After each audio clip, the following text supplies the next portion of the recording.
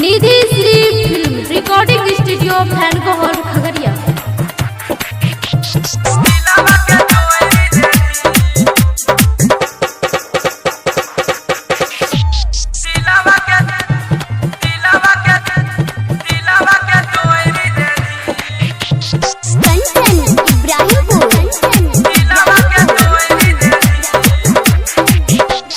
बचपन से करे हमरे से प्यार के, अब की ये कैले तू हमरा इनकार के, मुहब्बत के हमारा मोइरी दली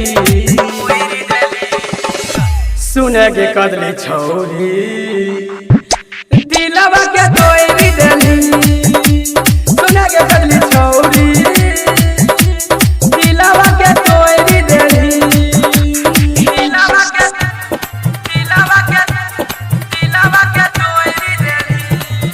मिक्स बाय बुखान खाड़ी।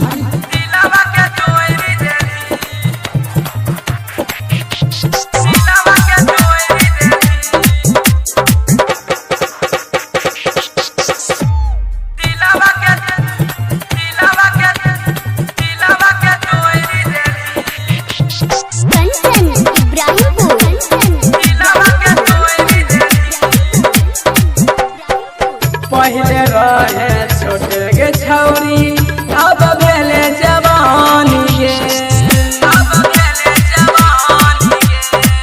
होठ में तू लाली लगा के ले वही की तू जानी गे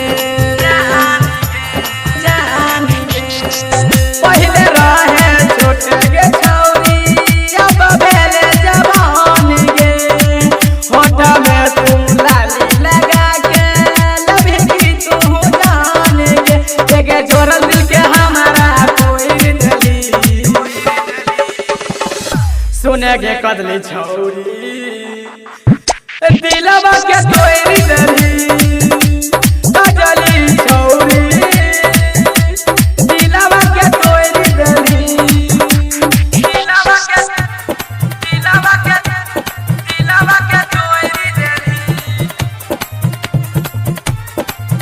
दिलवा के तोरी दली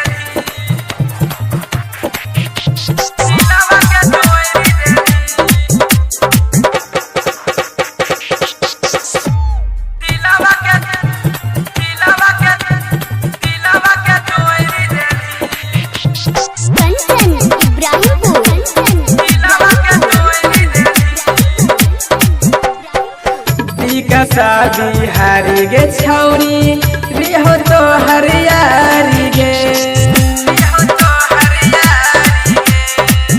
आकाशया के लागे छौरी बनती हो भतारी गे भतारी गे। शादी हारी गे छौरी रिहो तो हरियारी गे, आकाशया के लागे छौरी बनती हो भतारी गे। राइटर नीरज के तो छोड़ दली गे कजली छौरी।